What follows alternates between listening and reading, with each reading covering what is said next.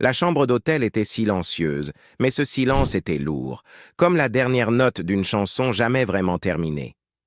Il était un peu plus de 3 heures du matin, le 11 février 2012, lorsque le téléphone de Bobby Brown a sonné.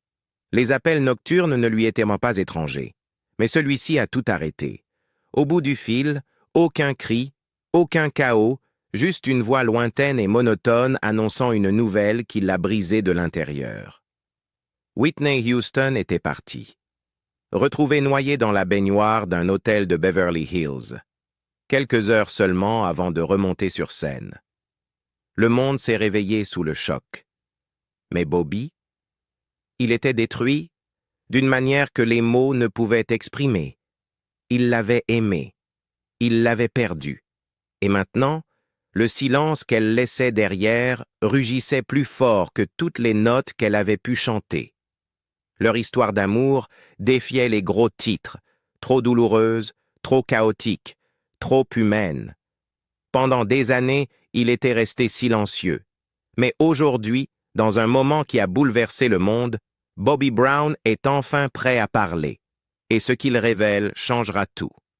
Derrière les projecteurs, un mariage plein de contradictions. Lorsque Bobby Brown a rencontré Whitney Houston dans les coulisses des Soul Train Music Awards en 1989, il a été frappé par la facilité avec laquelle elle engageait la conversation. Il n'y avait pas d'attitude de diva, aucun garde du corps pour le repousser, juste Whitney, riant à ses blagues et l'invitant à une fête plus tard dans la soirée. Leur amitié s'est transformée en romance dans les mois qui ont suivi, et en 1992, ils se sont mariés. Aux yeux du public, cela ressemblait à une union éclair, la princesse pop à l'image sage et la star R&B au tempérament rebelle. Mais ce qui se passait à huis clos était bien plus complexe que ce que montraient les médias. Au début de leur relation, Bobby et Whitney étaient inséparables. Ils faisaient la fête, voyageaient et enregistraient ensemble. Mais ils luttaient aussi chacun avec leurs propres démons. Whitney face à la pression grandissante de la célébrité et Bobby avec ses problèmes de dépendance et de maîtrise de soi. Au départ, ils se réconfortaient l'un l'autre. Tous deux avaient grandi dans l'église, commencé la scène très jeune et se sentaient étrangers au monde lisse des célébrités. Cela les a liés. Mais ce n'était pas toujours sain. Leur relation est devenue un cycle de haut et de bas. En public, ils souriaient et se tenaient la main sur les tapis rouges. Mais en privé, il y avait des disputes fréquentes, de longs silences et une consommation de drogue qui s'intensifiait. La carrière de Whitney atteignait des sommets dans les années 90, notamment grâce au succès phénoménal de la bande originale de The Bodyguard. Celle de Bobby, en revanche, connaissait un déclin. Ce déséquilibre, selon plusieurs proches, créait des tensions entre eux. Bobby a déclaré dans des interviews que Whitney le soutenait émotionnellement et financièrement lorsqu'il ne travaillait pas, mais cela lui donnait aussi l'impression de vivre dans son ombre. Il a décrit un sentiment d'isolement et de surveillance constante, non seulement par les fans, mais aussi par son entourage, managers, assistants, même des membres de la famille, qui, selon ses dires, n'avaient jamais voulu de lui. Au milieu des années 90, la situation s'est aggravée. Whitney et Bobby consommaient régulièrement des drogues, ce qui affectait leur travail.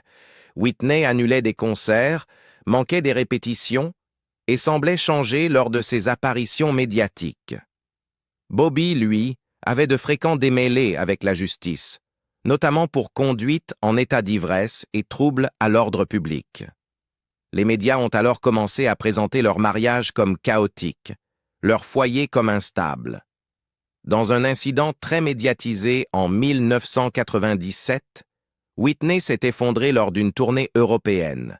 Elle était déshydratée, épuisée et apparemment sous influence. Bobby l'a immédiatement rejointe. Il a plus tard raconté qu'en la voyant, elle était si maigre et affaiblie qu'il l'avait à peine reconnue. Elle lui avait demandé de lui chanter une chanson, un moment intime au milieu de la tempête. Mais ces instants de tendresse ne duraient jamais longtemps. Des amis et proches qui visitaient dans leur maison à Atlanta décrivaient une atmosphère oscillant entre joie et tension.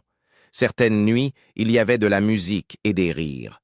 D'autres, des disputes violentes qui se terminaient par le départ précipité de l'un des deux. Il y avait aussi des appels fréquents au 911, rarement suivis de poursuites. En 2003, Bobby a été arrêté pour violence conjugale, un événement qui marquait un point bas dans un mariage déjà fragilisé. Malgré le tumulte, Whitney continuait de défendre Bobby dans les médias. Elle avait un jour déclaré au magazine Red Book « C'est moi qui frappe. Lui, il ne me frappe pas. » Mais cette version des faits était difficile à soutenir après la diffusion de leur télé-réalité Being Bobby Brown en 2005. La série offrait un regard brut et non filtré sur leur quotidien.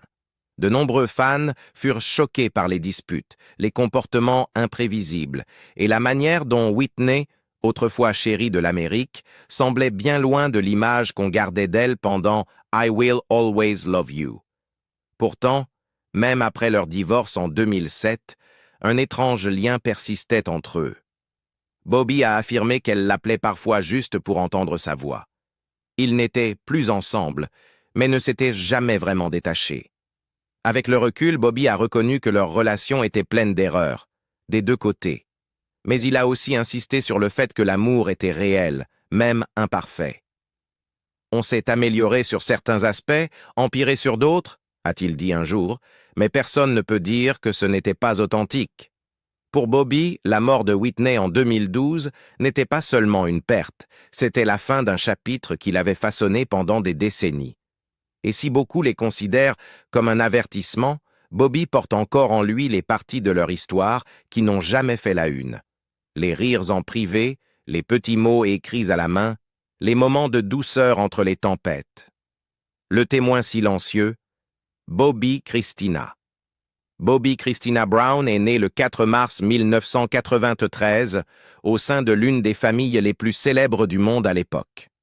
Fille de Whitney Houston et Bobby Brown, elle a été propulsée sous les projecteurs dès sa naissance. Les caméras étaient toujours présentes.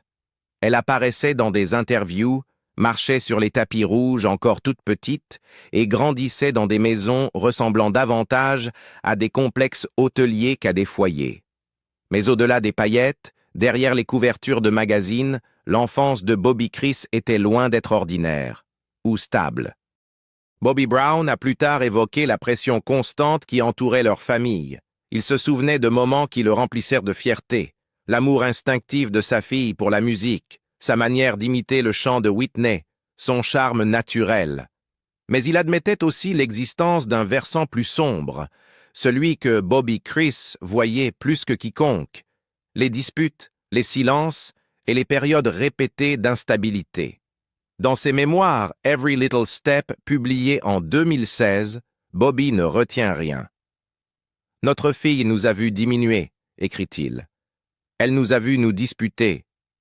Elle a vu des choses qu'aucun enfant ne devrait jamais voir. » Il se rappelait l'avoir trouvée tentant de réconforter Whitney un jour difficile, lui demandant doucement à travers la porte de la salle de bain « Maman, ça va ?» Ce n'était pas une simple question. C'était un appel à la stabilité. Les premières années de Bobby Christina étaient rythmées par des anniversaires et des fêtes extravagants. Des amis et employés se souvenaient de poneys, de châteaux gonflables et de montagnes de cadeaux. Mais ils se souvenaient aussi de l'éducation inégale. Whitney et Bobby luttaient tous deux contre la pression de la célébrité et leurs propres démons. Il arrivait que Bobby Chris tente d'agir comme l'adulte de la maison, nettoyant derrière sa mère, l'aidant à se coucher, allumant des bougies pour masquer les odeurs de cigarettes ou d'autres substances. En 2005, Bobby Chris apparut aux côtés de ses parents dans l'émission de télé-réalité Being Bobby Brown, diffusée sur Bravo. Le programme devint tristement célèbre pour son énergie chaotique, ses comportements sans filtre et son regard brut sur leur vie privée. Pour le public, c'était choquant. Pour Bobby, c'était la norme. Elle n'avait que 12 ans, prise au milieu d'une émission qui offrait aux téléspectateurs un aperçu direct de la dysfonction familiale. L'émission fut vivement critiquée pour en avoir trop montré, mais Whitney affirmait qu'elle avait accepté les caméras pour que le monde voie le vrai Bobby. Ce que peu comprenaient alors, c'est à quel point cela exposait aussi leur fille. Silencieuse, observatrice, toujours en arrière-plan, Bobby Chris n'était que rarement au centre de l'image, mais sa présence planait dans chaque scène. Quand Whitney et Bobby divorcèrent en 2007, la garde de Bobby devint un enjeu. Whitney obtint la garde exclusive et Bobby Chris vécut principalement avec sa mère, même si elle restait proche de son père. Bobby tenta de rester impliqué, mais la distance, la logistique et les décisions judiciaires rendèrent les choses difficiles. En grandissant, l'impact émotionnel devenait de plus en plus visible. Des amis la décrivaient comme réservée, sensible, souvent alourdie par le poids de l'histoire de ses parents. Le décès de Whitney en 2012 la dévasta. Elle n'avait que 18 ans. À un âge où la plupart des jeunes découvrent qui ils sont, Bobby Chris devait faire face à une perte soudaine, à la pression publique et à l'immense responsabilité de porter l'héritage de sa mère. Elle s'installa dans la maison de Whitney et commença à imiter ses routines, chantant dans les mêmes pièces, portant ses bijoux, dormant dans son lit. Le chagrin la rongeait. Dans les mois qui suivirent, son comportement devint préoccupant. Elle noua une relation très étroite avec Nick Gordon, que Whitney avait élevé comme un fils. La relation fit polémique, en particulier au sein de la famille. Mais Bobby Chris la défendait, affirmant que Nick était le seul à vraiment comprendre ce qu'elle vivait. Bobby tenta à plusieurs reprises d'intervenir. Il l'invita à venir vivre chez lui, l'encouragea à consulter. Mais il avoua ne pas toujours savoir comment gérer sa souffrance. « Moi aussi, j'étais en deuil, » dira-t-il plus tard. Mais je la voyais s'éloigner et je ne savais pas comment la retenir. Le 31 janvier 2015, Bobby Christina fut retrouvée inconsciente dans sa baignoire à Roswell, en Géorgie. Selon les rapports, elle souffrait de détresse émotionnelle et avait des problèmes liés à la consommation de substances. Après des mois dans le coma, elle décéda le 26 juillet 2015, à seulement 22 ans. La similitude avec le décès de sa mère était bouleversante, même manière, même fin tragique. La perte de Bobby Christina soulignait ce que beaucoup craignaient depuis longtemps, que les blessures émotionnelles et psychologiques transmises par le traumatisme aient emporté une seconde vie. Pour Bobby, ce fut le chapitre le plus douloureux de tous. « C'était mon bébé », dit-il, et elle méritait bien plus que la vie qu'elle a eue. Bobby Brown brise le silence, la vérité derrière des années de douleur. Bien avant les derniers instants de Whitney Houston, Bobby Brown portait déjà le poids émotionnel de nombreuses pertes, celle de la paix dans son mariage, de la confiance du public et petit à petit, de lui-même, à travers des années d'épreuves personnelles. Lorsque ses mémoires Every Little Step sortirent en 2016, ce n'était pas juste un livre, c'était une libération, une occasion de parler honnêtement de ce qu'il avait vécu, de son point de vue. Pendant des années, il avait été présenté comme celui qui avait précipité Whitney vers le bas. Mais dans ses propres mots, il remettait en question ce récit. Et le monde n'y était pas vraiment préparé. Dès le début, il reconnut la dysfonction au sein de leur foyer. Bobby avoua ce que beaucoup soupçonnaient depuis longtemps, qu'il y avait des moments où lui et Whitney n'étaient pas dans un état stable pour s'occuper de leur fille, Bobby Christina. Il évoqua ces fois où Bobby, encore enfant, aidait sa mère à aller se coucher ou lui demandait doucement à travers la porte de la salle de bain si tout allait bien. Bobby avait tenté de la protéger de ces scènes, mais comprit, avec le recul, à quel point cela l'avait marqué. « Comment passer du temps de qualité avec sa fille ?» écrivait-il, « si l'on n'est pas vraiment présent ?» Une vérité difficile, celle d'un père admettant ses échecs. Bobby aborda aussi un sujet longtemps resté tabou, un moment émotionnel partagé avec Whitney qu'il pense aujourd'hui peut-être avoir été mal interprété. Il raconta que Whitney lui avait un jour confié quelque chose d'intime sur sa santé, mais avec le temps, il se demanda si c'était réel ou une fiction née de leur union sous haute pression. « Je n'ai jamais vu de preuves », écrivait-il, « mais je ne l'ai pas non plus confronté. Vrai ou non, cela révélait le manque de confiance et la distance grandissante entre eux. Il ne s'épargna pas non plus. Bobby parle ouvertement de ses erreurs, des infidélités, des disputes, et d'un incident qu'il décrit comme le plus bas de sa vie, avoir frappé Whitney lors d'une dispute. Dès que c'est arrivé, j'ai su que j'avais franchi une ligne que je ne pourrais jamais effacer, écrivait-il. Il n'offrit aucune excuse. Il en assuma l'entière responsabilité, reconnaissant que ce serait toujours un regret. Ce qui surprit beaucoup de lecteurs fut sa description de Whitney loin des projecteurs. Elle était drôle, honnête, vraie, écrivait Bobby. Pas la diva parfaite que tout le monde imaginait. Elle blaguait. Elle jurait. Elle était simple. Il se souvenait de moments de joie, de rires et de complicité que les caméras n'avaient jamais captés, des instants qui, pour lui, représentaient la vraie Whitney. Il aborda aussi les rumeurs d'infidélité. Selon lui, Whitney avait été infidèle la première, avec des personnes du milieu musical qu'il connaissait tous les deux. Il ne cita pas de nom, mais dit que cette trahison l'avait profondément blessé. En réaction, il avoua avoir fait de même. Pourtant, il n'y avait pas d'amertume dans son récit, seulement de la tristesse et une fatigue émotionnelle palpable. Un thème revenait constamment dans le livre, l'amour. Malgré tout, Bobby insistait sur le fait qu'il avait aimé Whitney du mieux qu'il pouvait, et qu'elle l'avait aimé aussi. Leur relation n'était pas un conte de fées. Elle était compliquée, imparfaite, parfois destructrice, mais elle était réelle.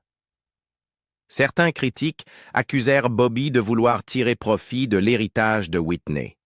Sa mère, Cissy Houston, qualifia publiquement le livre de dérangeant.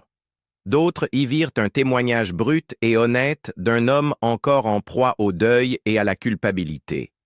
Car parfois, l'amour ne s'éteint pas avec la perte. Il demeure, enfoui dans les souvenirs, gravé dans les regrets, écrit dans des mots enfin prononcés après des années de silence. Et Bobby, après tout cela, avait enfin trouvé la force de les dire. Les adieux de Bobby Brown aux funérailles de Whitney. Les funérailles de Whitney Houston ont été largement couvertes par les médias avec des chants gospel, des hommages et une grande foule rassemblée devant l'église New Hope Baptist à Newark, New Jersey, la même église où Whitney avait commencé son parcours de chanteuse.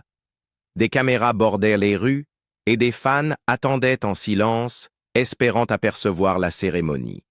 À l'intérieur, alors que l'attention se portait principalement sur les discours de personnalités, comme celui de l'acteur Kevin Costner, Bobby Brown vivait un moment bien plus intime, loin des caméras. Au départ, Bobby ne savait même pas s'il allait venir. Des problèmes avaient surgi avant la cérémonie, des confusions concernant la sécurité, des désaccords sur les places assises et des tensions entre certains membres de la famille. À son arrivée avec ses enfants et quelques proches, les huissiers lui indiquèrent qu'ils ne pouvaient pas tous s'asseoir ensemble. Contrarié, il protesta brièvement, puis choisit finalement d'assister seul à la cérémonie. Il s'installa en silence dans l'église où Whitney avait autrefois chanté dans la chorale. Kevin Costner, qui avait joué aux côtés de Whitney dans Bodyguard, prononça un éloge émouvant de 17 minutes. Il parle de son talent et de ses insécurités. Il se souvint combien elle doutait souvent d'être à la hauteur. « Tu n'étais pas seulement jolie, » dit-il. « Tu étais aussi belle qu'une femme puisse l'être. Et tu n'étais pas seulement suffisante, tu étais extraordinaire. » Ces mots touchèrent profondément l'assistance. Certains pleurèrent, d'autres applaudirent. Bobby resta silencieux, sans réaction apparente. Lorsque la cérémonie prit fin et que la majorité des invités quittèrent l'église, Bobby resta. Il attendit que la salle soit presque vide. Puis, il s'approcha du cercueil. Il n'y avait ni caméra, ni chorale. Juste le silence. Il posa sa main sur le cercueil, ferma les yeux un instant et dit « Je suis désolé ». Selon des proches, cette excuse ne portait pas sur un seul événement. Elle englobait des années de tensions émotionnelles, de disputes, de longues périodes d'éloignement et de décisions qu'il regrettait. Il s'excusa pour les fois où il n'avait pas bien réagi, pour les moments où il n'était pas là quand il aurait dû, et pour la douleur qu'ils avaient tous deux endurée.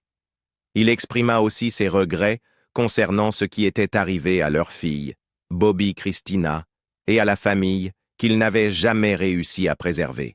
« Je t'ai aimé du mieux que j'ai pu », murmura-t-il. Mais ce n'était pas assez. Dans les conversations avec ses proches après les funérailles, Bobby confia que la mort de Whitney l'avait poussé à tout remettre en question. Il comprit à quel point leur lien avait été profond, bien que loin d'être parfait. Il leur dit que son absence lui semblait encore présente et qu'en un sens, il ne cessait de se sentir responsable. Dans les interviews publiques qui suivirent, Bobby s'efforça de parler avec calme et respect, mais sa douleur restait évidente. À un moment, il déclara « Il n'y en aura jamais une autre comme elle ». Dans une autre interview, il avoua appeler encore son ancien numéro juste pour entendre sa messagerie vocale, même en sachant que personne ne répondrait. Sa voix, dit-il, continuait de résonner. À la radio, dans les lieux publics, même dans ses rêves, les années passèrent et les hommages à Whitney se poursuivirent. Sa musique resta populaire. Des documentaires et des fictions retraçant sa vie furent produits. Mais pour Bobby, sa mort et tout ce qui suivit restèrent profondément personnels.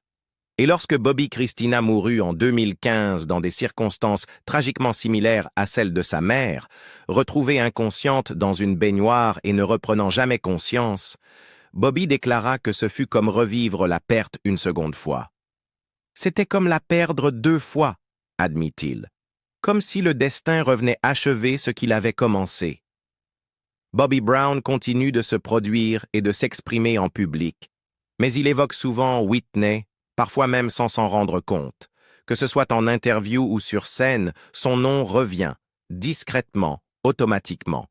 Comme si une part de lui cherchait encore à faire la paix avec le moment où ce téléphone a sonné et changé sa vie à jamais. L'histoire de Whitney et Bobby n'a jamais été facile. Mais elle était réelle. Maintenant que Bobby Brown a enfin pris la parole, beaucoup voient les choses sous un nouveau jour. Pensez-vous que partager sa vérité a apporté une forme d'apaisement ou seulement ravivé de vieilles blessures? Dites-nous ce que vous en pensez dans les commentaires. Et si cette vidéo vous a touché, mettez un like et partagez-la avec quelqu'un qui se souvient encore de la voix inoubliable de Whitney. Merci de votre attention. À la prochaine fois.